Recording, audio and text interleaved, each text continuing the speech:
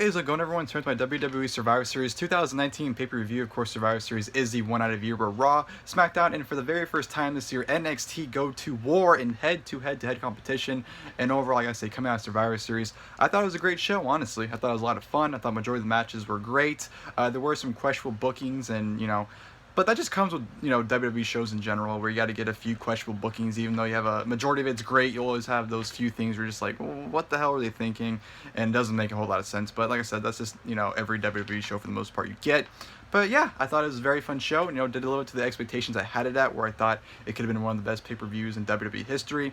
No, it didn't live up to those expectations, unfortunately, but that does not take away the fact that I still thought it was a very enjoyable show. Like I said, I thought it was a great pay-per-view overall. So kudos to WWE for a great weekend, with NXT TakeOver War Games last night, and then of course Survivor Series tonight. I thought it was a great weekend from WWE. So no complaints from me about this show or this weekend in general. And yeah, without wasting more time, I'm going to jump right into the show. Of course, before the pay-per-view, we did have a kickoff show 2 hours prior to it. Featured 3 matches, one of them being a cross-branded 10-tag team battle royal. The tag teams were to follow. From Raw, you had the OC, the Street Profits, and Kurt Hawkins and Zack Ryder. From SmackDown, you had Robert Roode and Dolph Ziggler, The Revival, Heavy Machinery, and Lucha House Party. And from NXT, you had Breezango, The Forgotten Sons, and Imperium. Pretty bland battle royal. Nothing really happened on it. Fandango had a pretty, or not Fandango, Breezango both had a pretty, funny elimination, but besides that, not really too much to talk about in this battle royal. Just a very plain and boring one, honestly.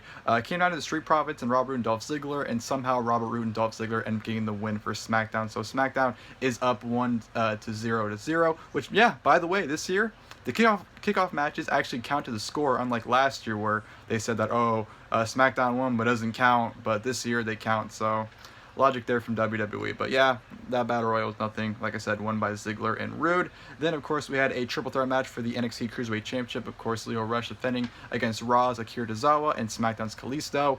This was a fun sprint. It was about 8 minutes of just, non-stop action for the most part. Akira Tozawa had a pretty nice exchange and a pretty nice near fall where he ended up hitting his senton and almost ended up getting the victory right there. I honestly thought that was it. But Penn ended up being broke up. You had some nice transitions and counters and just, like I said, very fast paced action sprint for about 8 minutes. And of course, Lio Rush ended up getting the victory with his frog splash, so ended up retaining the NXT Cruiserweight Championship. But yeah, for what we got in those few minutes, I thought the match was very fun.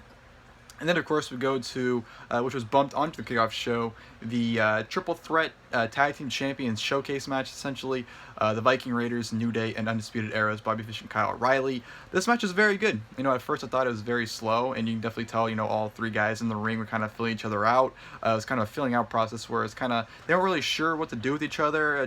You can tell there's that awkward vibe, and they're still trying to, get used to the, filling each other out in that whole process. So you definitely tell that was kind of what was going on at the beginning, and then as the match progressed, ended up getting a lot better, and ended up being a very good tag team match kickoff show. Honestly, I kind of wish it would have stuck on the main show still, but I'm glad it got time to shine on here because it got like 15 plus minutes on the kickoff show, so I was very happy about that. But yeah, some good stuff. Viking Raiders were pretty dominant. Ivar did a spot where he scoop slammed, or Eric did a spot where he scoop slammed Ivar into the outside on everybody to take them all out, which I thought was nice. New Day, not New Day, Undisputed Era worked on Kofi Kingston's leg, whereas that played a good story, and they beautifully hit their finish on Kofi on the outside, which Kofi sold that greatly, by the way. There's some nice exchanges between New Day and Viking Raiders. New Day ended up trying to hit their finish on Viking Raiders, which ended up hitting the Doomsday double foot stomp for a nice near fall. Fish and O'Reilly had a really nice showing as well. They're very dominant. They ended up pretty much killing Kofi at one point. And then towards the end, they tried to hit the low high on Ivar, but Ivar did the somersault, and then they end up pinning Undisputed Era. So Viking Raiders get the win against Undisputed Era and the New Day. Like I said, that was a very good match. I thought it could have been a little bit better, but like I said, I think due to the kind of the filling out process at the beginning of it, it kind of, I'm not gonna say it hurt, but if they would have been more familiar, I think it could have been a lot better. But they're all 3 different brands. You're not facing each other all the time, so I don't blame them for not being used to each other. But yeah, still a very good match nonetheless. So that was the kickoff show. Then we go to the main show, which opened up with the women's traditional Survivor Series triple threat elimination match. Of course, Team Raw taking on Team SmackDown, taking on Team NXT, who was being represented by Rhea Ripley, Candice, LeRae, Io Shirai, Bianca Belair, and Toni Storm. So that was Team NXT because there's a whole mystery, of course. But in terms of the Survivor Series match, I thought it was pretty good. You know, it started off pretty awkward because I just feel like everyone was kind of get their stuff in at the beginning, and then did the whole spot where, you know, Candice and Io got taken out, and then it just got awkward. It felt like it got awkward for a bit until once the elimination started kicking in, and then it started, you know, really picking up once it started getting to like a handful of people, and then the match got pretty entertaining, and you know, I definitely thought it was a good match overall to kick off the show. I'll go through all the eliminations because that's just the best way to go about it. Candice and Io got taken out via injury, so they were never technically eliminated, but they said they weren't in the match any longer, so they were, I guess, out. Nikki Cross was technically the first person eliminated by Bianca Belair when I forgot who it was, but someone assisted Belair with a dirty pin, and she eliminated Nikki Cross that way. Sarah Logan got eliminated by Bianca Belair by a 450, so she was out. Carmella got eliminated by Charlotte Flair when she got hit with a natural selection out of nowhere, which Carmella ended up hitting a nice Hurricanrana off Charlotte at the top rope, so she had a pretty decent showing. Kairi Sane was eliminated by Sasha Banks. Dana Brooke was eliminated by Asuka. Charlotte was eliminated by Lacey Evans after the women's right once Charlotte and Asuka got into a little bit, and then Asuka ended up spraying the mist onto Charlotte, and then Lacey hit her with the women's right. 1, 2, 3, eliminated Charlotte. Eliminated Charlotte. So she was out, and then Asuka just walked out, and they said that since she walked out, she was eliminated, so it doesn't make a whole lot of sense there. Lacey Evans was eliminated by Natalya by a roll-up, I believe. Toni Storm submitted to Natalya's sharpshooter, which was also locked in a crossface, or bank statement, I guess you can say, by Sasha Banks. So double submission, eliminated Toni Storm. Bianca Belair got eliminated by Sasha Banks. Natalya got eliminated by Sasha Banks when Sasha Banks literally just threw Natalya down. Like, she had her arm wrapped around her, and then she like shoved her down and pinned her. It was literally like the worst way possible. So it came down to Sasha Banks and Rhea Ripley. They had a pretty nice exchange. Sasha had a nice Meteora onto Rhea Ripley for a nice near fall. But then as they're going at it, out comes Candice and Io. They were never eliminated, but yet when they came out, they tried to play it off like they weren't supposed to be out there. So it kind of didn't make any sense. Distracted Sasha. Rhea ends up getting the win on Sasha. So yeah, that was that. Rhea Ripley is the sole survivor. Team NXT wins it. Like I said, I thought it was a solid match. Started off pretty awkward. You know, Bianca had a pretty nice showing. Pretty much everyone on Team NXT for the most part had a really good showing, honestly. Kairi and Io had a really nice stare down and pretty nice exchange as well. It's just, I don't know, too many people to my liking. I didn't like the whole 5-on-5-on-5 situation. That was just too many people. Especially after the men's match. The men's match became just a huge clusterfuck for a good while until it picked up later on. But yeah, I thought that was definitely a good way to open the show. Backstage segment with Kevin Owens, where Seth Rollins confronts him, pretty much asking where Allegiance stands. Spoiler alert, doesn't mean anything. Rollins asking Kevin Owens if he's Team NXT or Team Raw. Doesn't end up meaning anything in the match, so just a little spoiler once we get to that. And then we go to one of my favorite matches on the show. Of course, we had the Champions Triple Threat match between AJ Styles, Shinsuke Nakamura, and Roderick Strong. I thought this was a great match. A motivated Nakamura is so much fun. You can definitely tell he's very motivated to work with these two men, and he definitely laid his shit in, especially on Roddy and AJ. I mean, those are the only two other men, but I meant to say especially on AJ. I said Roddy because Roddy was just hitting backbreakers on Nakamura like no tomorrow. But yeah, everyone looked great. You had a lot of great sequences, like when Roddy gave AJ a monkey flip right into a running kick from Nakamura. I thought that was absolutely excellent. Nakamura was able to con Sasha for a near fall at one point. AJ tried to lock into the Styles clash from Nakamura, was able to get out of it smoothly, which led to AJ hitting the phenomenal form Nakamura. But as we went for a pin, Roderick Strong comes out of nowhere, throws AJ out and pins Nakamura 1, 2, 3. Roderick Strong walks out of this match victorious, so NXT now has 2 back-to-back wins, 3 wins total at this point. I was very surprised with that. Definitely was not expecting Roderick Strong to walk out the winner of this match. Honestly, I didn't think he had a chance in hell winning this match, but he did. Which, by the way, fuck whoever cut his entrance off. Before the boom part, they totally cut him off with the AJ's entrance, and you can definitely tell he's like, oh, what the? You can tell he was heartbroken by that, but yeah, just like I said, great stuff, a lot of great stuff. You know, like I said, a motivated Nakamura is a lot of fun, and he definitely came to play in this match. And yeah, like I said, definitely was one of the better matches in the show, and I definitely enjoyed that one a lot. Backstage segment with Bryan and The Miz. I guess they're rekindling that feud again, which I don't mind. I've always loved Bryan and The Miz, so hopefully you can see that maybe at WrestleMania. Who knows? But yeah, there's definitely something there. The NXT Championship match, Adam Cole defending against Pete Dunne. Of course, Cole had his ribs taped up. Pete Dunne had his leg taped up from his match. So I love the continuation of storylines. I love that, they continue with things. They don't try to play it off like they're fine. Just little things like that make a big difference. But yeah, these two went out there and tore the house down and potentially stole the show. I see a lot of people saying that this was match of the night, and it's kind of hard to argue that. You can definitely, in my opinion, you can pick through 3 matches, which were the best match in my opinion.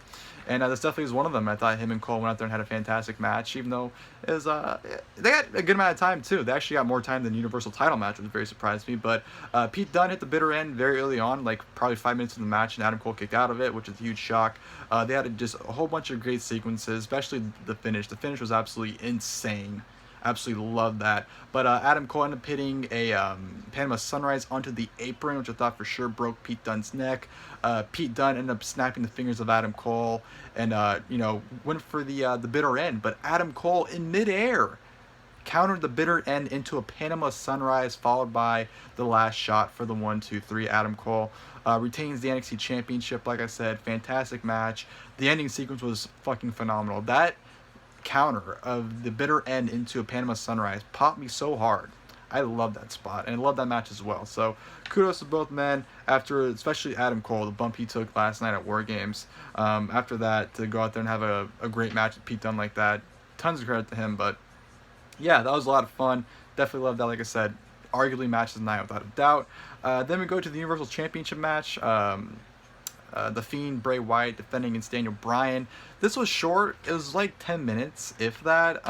But it was exactly what it needed to be. At first it started off like a typical Bray Wyatt match, or the Fiend match, where, he kind of no-sells a few things. But they pretty much did with Bryan that they failed to do with Seth Rollins, where they had Bryan, put the Fiend over and made him look good without killing him. Obviously with Rollins, the thing with the Fiend Rollins was the fact that they spammed the curb stomp 5 million times in each match, so it killed Rollins' finish. But here, Bryan didn't spam it. He didn't have to use it a million times. He did a few spots. He did a dive off the post on the outside for the Fiend. He fired up. He ended up hitting the running knee. Ended up getting the crowd behind the yes chant. Ended up hitting that. And just the Fiend was no selling everything he had. And then Bryan was in the ropes. The Fiend caught him with the mandible claw. He was down. Referee counted him 1-2-3. The Fiend retains the Universal Championship. So it wasn't a great match by any means, but you know what? For the Fiend standards and what Bryan was able to get out for the time they had, I definitely thought it was a very good match, and definitely the Fiend's best match he's had so far. I know this is only like his 4th match he's had on TV or whatever since being the Fiend, but it's definitely his best one. And like I said, it was exactly what it needed to be, and it was great for what it was. So yeah, the Fiend defeats Daniel Bryan. Good storytelling. I enjoyed that one. We had an interview with Rey Mysterio backstage. Not his best promo. Definitely not compared to the promos he's cut on Raw the last few weeks. So it wasn't a good promo, honestly, but it was what it was. And then, of course, we go to the Men's Survivor Series triple threat elimination match. Of course, Team Raw taking on Team SmackDown, taking on Team NXT, who was represented by Tommaso Ciampa, Matt Riddle, Keith Lee, Walter, who we'll talk about that in a second, and Damian Priest. So pretty stacked team for NXT. And this match, my main complaint about it was the fact that you had elimination after elimination after elimination after elimination. Like, literally, the first elimination, first off, pisses me off. Walter, the NXT UK champion, Walter, you have him fucking get eliminated like minutes into the match. Which, by the way, he was the most over guy in this match at that point. Before the whole ending with Keith Lee, the moment Walter stepped in the ring, even before he was in there, because Randy Orton thought the crowd was chanting water when they're chanting Walter, which I thought was hilarious. He was the most over guy, and of course the most over guy is the first person out. So yeah, within minutes, Walter is eliminated by Drew McIntyre after a Claymore kick. Fucking lame. Shorty G was eliminated by Kevin Owens after a frog splash, I believe. And then Kevin Owens was eliminated by Tommaso Ciampa after a draped DDT. Damian Priest got eliminated after an RKO. Orton got eliminated by Randy Orton after an RKO. Orton got eliminated by Matt Riddle after the Riddle rolled him up. Orton got pissed off, RKO'd him, and then Riddle got eliminated by Baron Corbin after Orton RKO'd him. Braun Strowman got eliminated by countout, which I thought was stupid.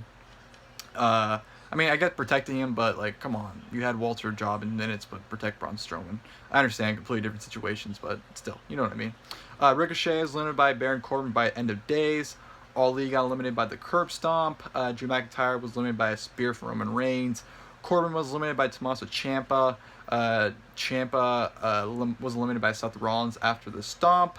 And then it came down to Rollins, Reigns, and Keith Lee.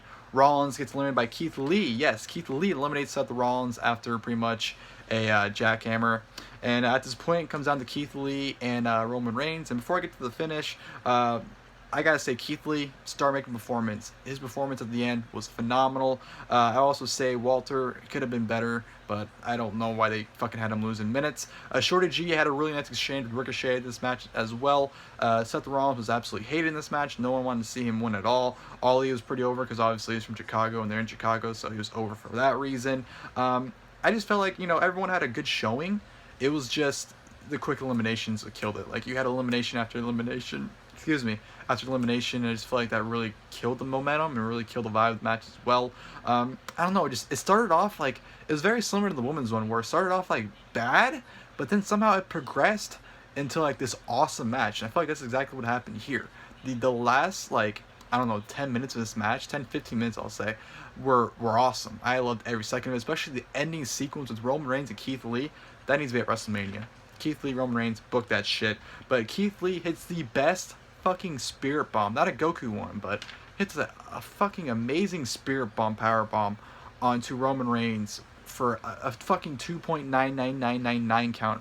And then Roman Reigns actually got a 3 count on Keith Lee, but he kicked out at 2.99999, and they played it off like Roman Reigns pinned him, but thankfully they didn't, like, call not a bull and just say fuck it, that's it.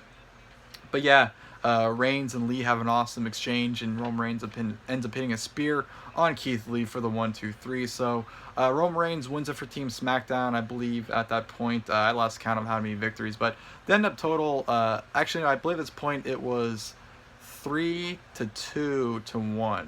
So Raw had 1 win, SmackDown had 2 wins, and NXT had 3 wins at that point. So great match. Honestly, I'd probably say it's my favorite match of the night just because of the ending sequence alone, but this is my personal opinion. Hell of a match, hell of an ending sequence as well. Absolutely incredible stuff.